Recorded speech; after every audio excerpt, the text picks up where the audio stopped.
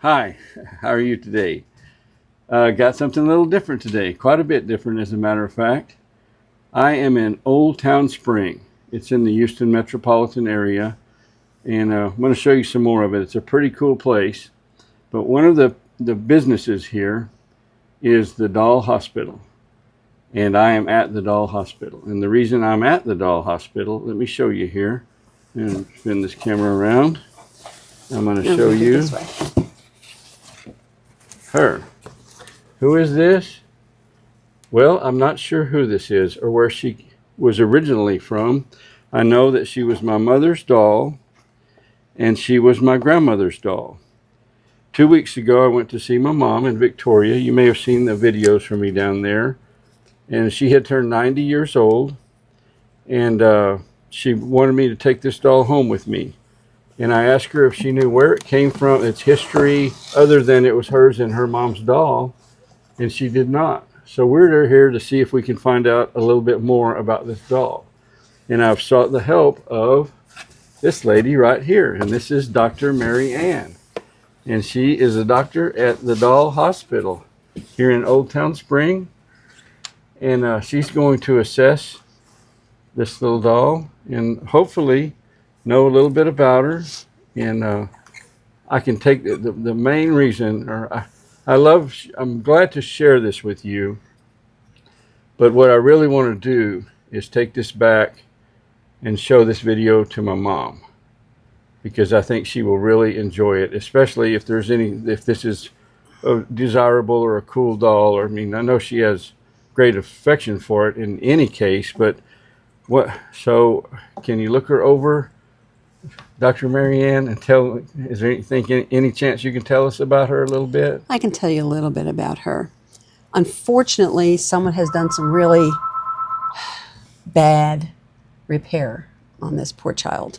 Oh. She was raised on a farm. Yeah, no, this has nothing to do with it. She was made in Germany, but she doesn't have a maker's mark on her.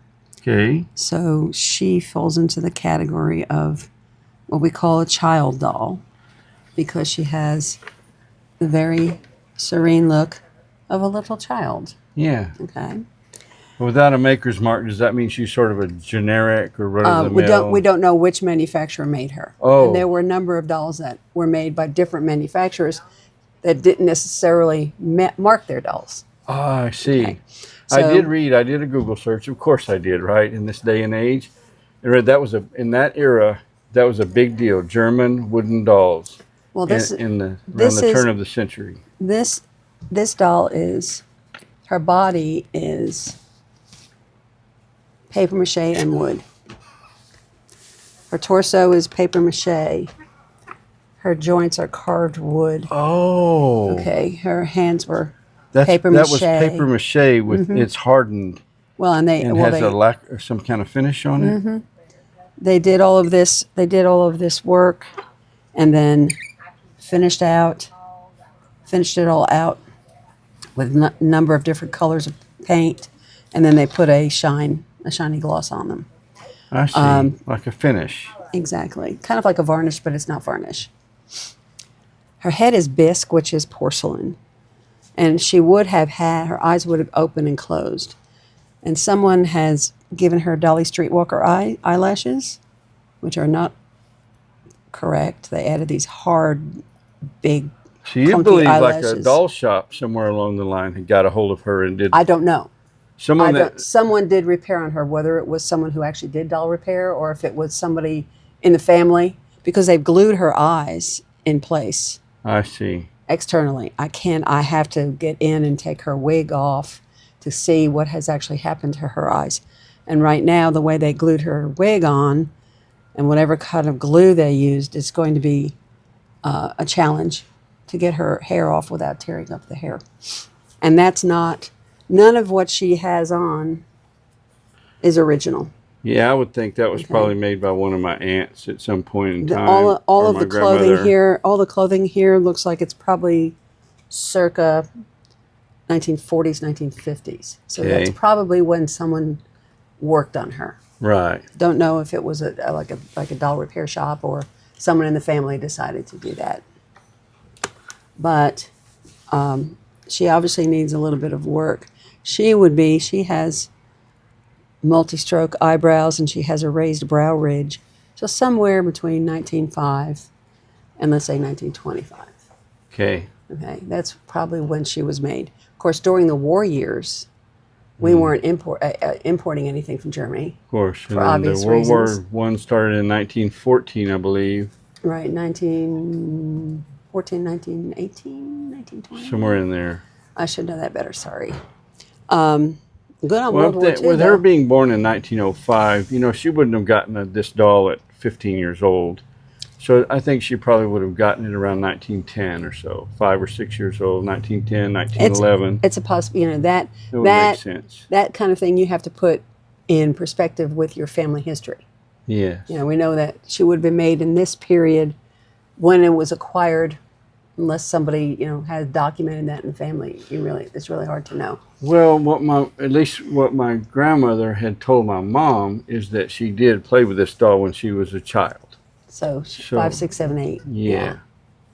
And then whatever happened to her original clothes, and sometimes these dolls were sold in what we call just a little chemise, like a little gauzy type fabric, just one little cotton piece. Right.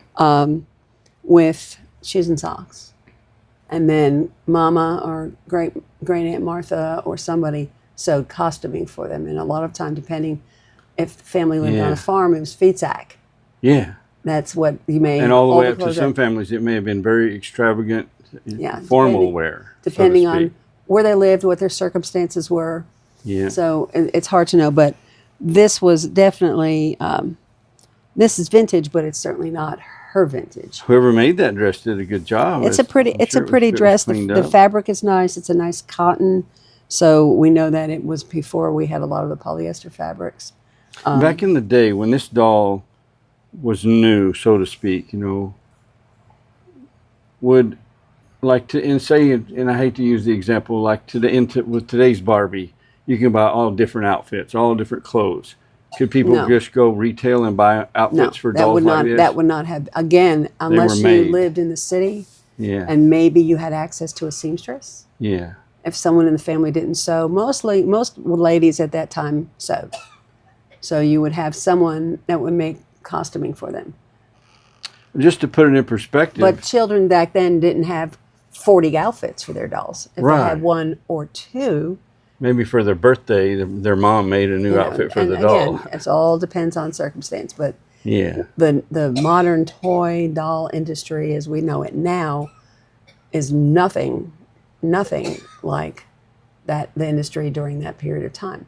Dolls have always reflected the times that they were made in. I like that. Makes sense. So if you look at the 60s, for example, dolls got very pale complexions because we had Twiggy, and dolls got the little short, squat Campbell kids got taller and skinnier. Yeah. Sign of the times. The dolls that were their makeup was made up, they were very pale. They had very light blush, very light lips. They didn't have a high color on their cheeks like we saw in the 50s, because the 50s was a totally different era. Whatever was going on with people was reflected in the dolls. Right. Because they were trying to sell them, and they wanted what was popular, what was trendy. Exactly. Yeah. Exactly. So were dolls in the 20s? Did they look like, the roaring 20s ladies, with the... Some did. Some were done with kind of flapper-esque. Hairstyles changed. Yeah. We had the little Patsy dolls, and they had the cute little bob. Let me ask you this, to put it in perspective. Picture my grandmother around, let's say 1912, and she's 7 years old, and she gets this doll. Was this like a dime a dozen, every kid had one kind of thing, or was this somewhat of maybe a special doll, you think? This not being having a maker's mark, to know what company actually produced her. Somebody like Armand Marseille, he was the Mattel of his time. He made lots of dolls. Because the old expression, they wanted a chick in every pot. He wanted a doll in everybody's household, and they wanted to be his doll. Yeah. So he made caboodles of dolls. They were a little less expensive than, let's say, Kessner or Handwork, that made fewer dolls, a little higher quality.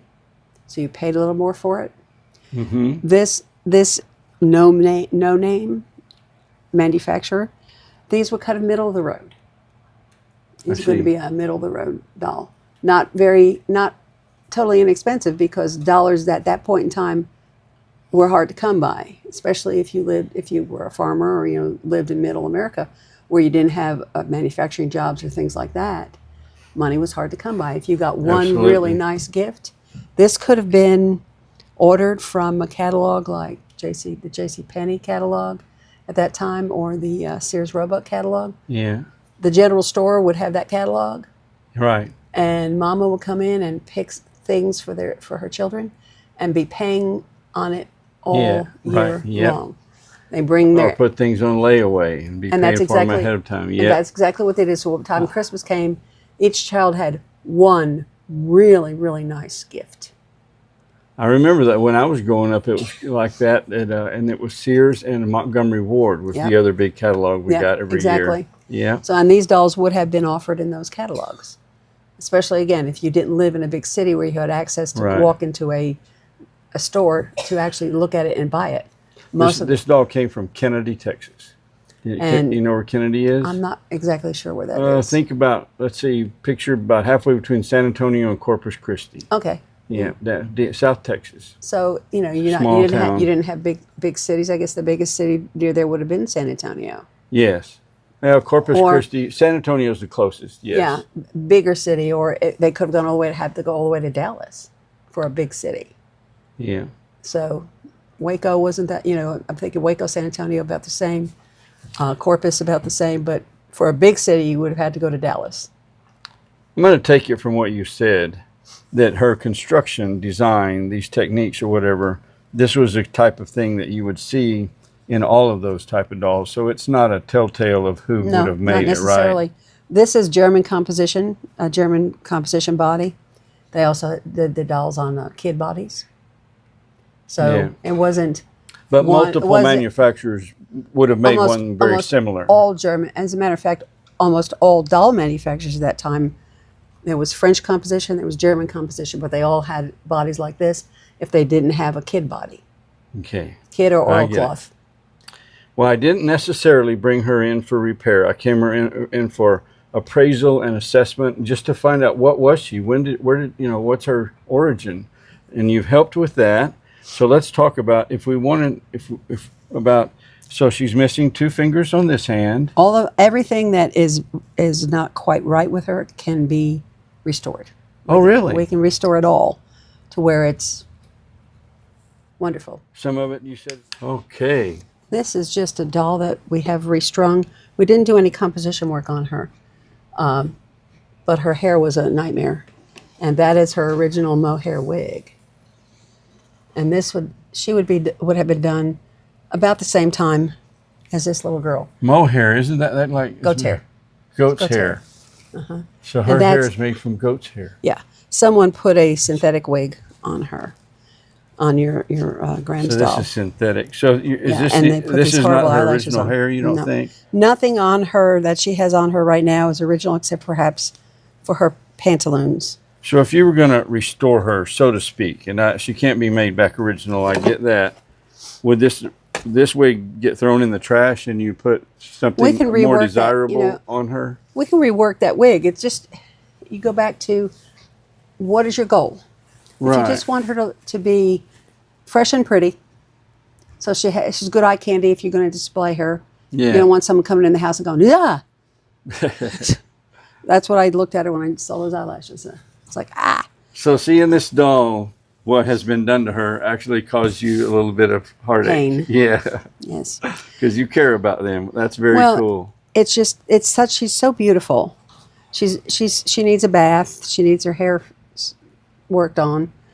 She needs to be restrung. She has various and sundry things that need to be rebuilt. So there are strings inside of here. Cording. Yeah, I see. Yeah. And that's probably so old it could pop any day. Well,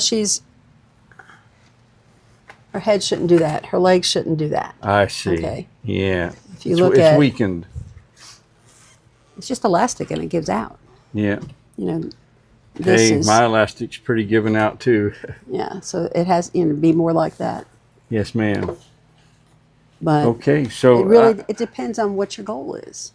I'm I mean, surprised to hear some of this can- stuff can be repaired. We can repair it all.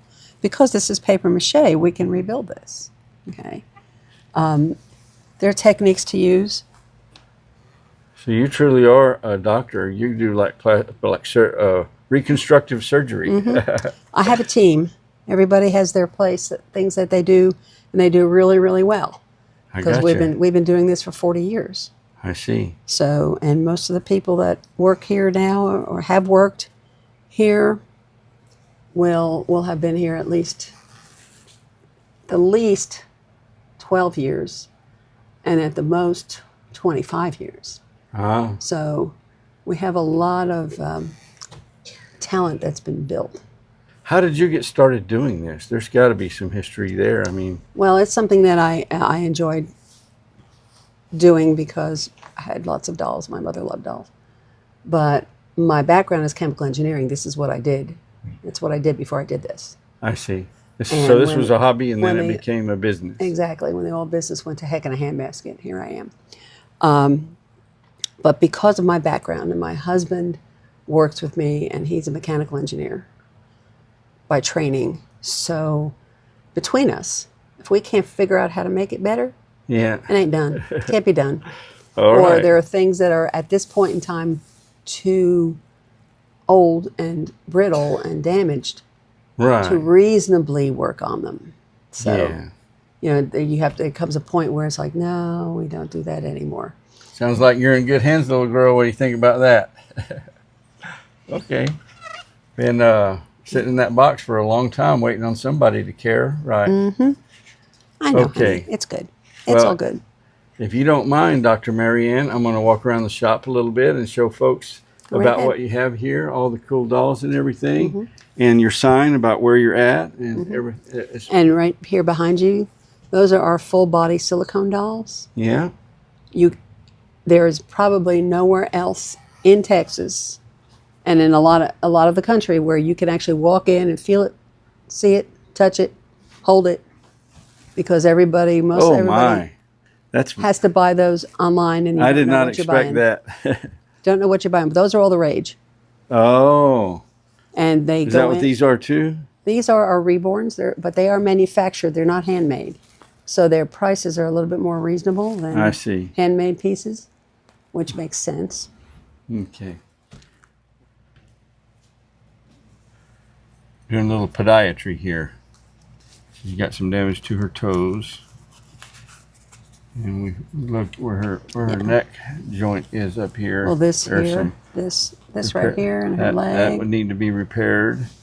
and then all of up this here. up here.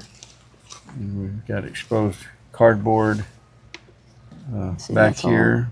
All the finishes So- worn away there. Yeah, her dress and shoes were hiding a good bit of damage, and she needs new joint strings, for lack of a better word, restrung. And I learned that her shoes are made out of oilcloth. Interesting. And the rest of her clothing is cotton. right, honey? I know you're very pretty. And I think we're going to be able to come up with a plan on what we're going to do. And all I can leave you with is you have to wait until the next episode to see what happened to Baby Doll here. And I'm open to suggestions about a name for her. To this day, she still does not have a name. We need to name her after your grandma, because it was her doll. My grandma's name was Effie. Effie's. And what was your mom's name and your grandma? I mean, grandma's name. My grandmother's name was Effie, Effie. and I'm not sure what her middle name is. Oh, what's mom's name? My mom's name is Jessie Lee. So here's the interesting thing about my mom. My grandpa and my grandma were so sure, 100% sure. gonna be They a boy. used to believe that how the baby They was carried, carried. yeah. Low, it was a boy, and high, it was a girl. Yeah. And they picked out a name, Jessie Lee, for that boy that was about to be born. And here comes my mom, and they said, well, Jessie Lee it is. So she's Jessie Lee. I know a lot of ladies whose name is Jessie, so must have been something that just was going around. I guess so. Mm-hmm. We'll think about it. I might ask my mom. So I'll tell her what's taking place, what I've learned, everything, Mm-hmm. and see what she thinks. I always like to incorporate, when naming the babies, some of the family names, so they carry forward. I like that. This was Effie's doll, then this becomes Effie Lee. Effie Lee. Okay, part of grandma, part of mama. Does Effie Lee fit? Maybe. You might have a name now. Well, once we get those eyelashes off, Oh, yeah. she'll have a whole new character. So she's not supposed to have eyelashes like this. What was the term you used? I call them streetwalker eyelashes. Yeah, it's like streetwalker eyelashes. She should have eyelashes. Can we see that one to see the difference, please? Well, she doesn't have any upper lashes. Exactly. She has painted lashes. If you look here, Yeah. see, she already has Yes. painted eyelashes. But she's not going to look like she's fixing to go out honky tonkin'. She's going to look Correct. like an innocent little girl, Yeah. like she's supposed to. Exactly. Like, see this doll over here? See how she doesn't have big long lashes like she's going out on the town? She looks really innocent, like a child should. Mm-hmm. And Dr. Mary Ann doesn't like the look that these long lashes, which maybe at the time, that when let's say my aunt Somebody did this. decided she needed eyelashes, or it could have been requested. I want eyelashes. Yeah. And the thing is that there are other options for applied eyelashes.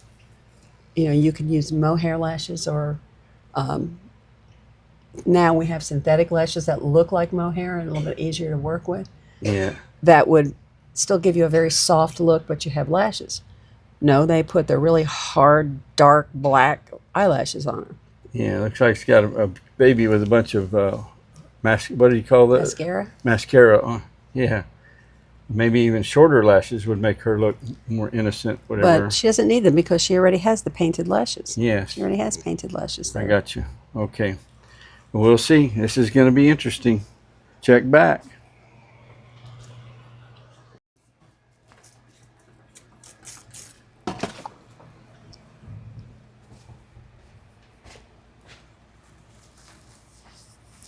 And I'm just going to clean half of her face here.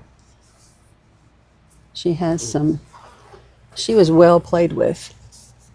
I don't doubt that. I mean, like I said, she grew up on a Because- farm. She was probably drugged through. You see Goat this? You see pins that and- right there? Yeah. She You was had loved- a dirty face, little girl. No, she was loved so much, she actually wore the finish. And that finish is fired on at 2,200 degrees. So she was rubbed and rubbed and rubbed and rubbed and rubbed. Her nose, too. End of her Yep. nose. She has a rub spot there. And we leave those alone because that's part of who she is.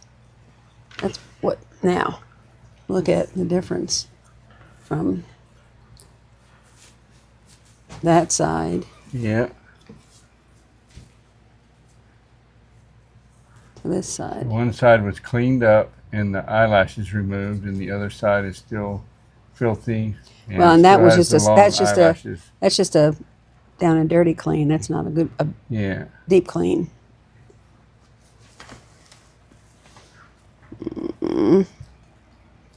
Okay, sweetheart. From laying in that box, or from in Well, a it's crib, or wherever she having- was. yeah. Yeah. it's like bed sores. Yeah. I like bed sores. Well, she's old.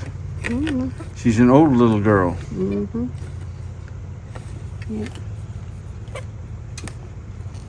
Ow. I have a toe that feels like that. Okay. I think she's right where she needs to be. Me too. Well, this has been an eye-opener, very interesting, and I cannot tell you how much I appreciate it. Dr. Mary Ann, I'm glad you came. thank you so much. Thank you for coming by. Yes, ma'am. Well, here's what happened while I was there. My original intent was just to learn about the doll, where she came from, where I could relay that to my mom. I thought she would enjoy hearing that, because all she knows is it was her mother's doll when she was a little girl. That's all she knows about it. So if I can fill in some of the blanks, where did it come from? Where was it made? A little bit about it. And in seeing Dr. Mary Ann, the way she held that doll and talked about it, and you could tell she cared. She saw that as a precious thing.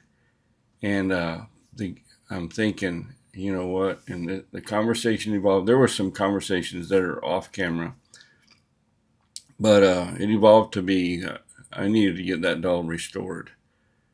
So that's what's happening. And as strange as it is, my mom had that doll for many years after my grandmother passed away, and she gave it to me for safekeeping. It was under my bed for years. And then when she lived in a more secure place where the people around her, she felt more trustworthy, she wanted it back. And then recently she gave it back to me because she's 90 and bedridden, and she wanted to stay in the family like that. And now I'm determined. Dr. Marianne says she thinks she can have it done. She's going to prioritize it and make a point to have it done by Christmas. And for Christmas, I'm going to give my mom, the doll back.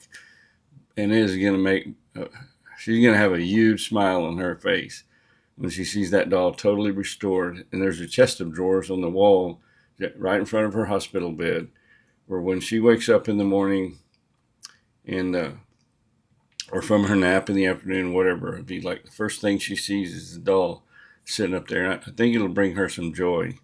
So that's the plan, how it changed. And of course, I'll let you know what happens. It'll be a while, but there will be a part 2. Probably a part 2 when I go pick up the doll from the doll hospital. And then probably a part 3 when I'm able to go down to my mom's and give it to her. So that's what I have. That's what I have in mind. And so we'll see. Treat other people the way you want to be treated. Until next time, this is Todd, and I'm out.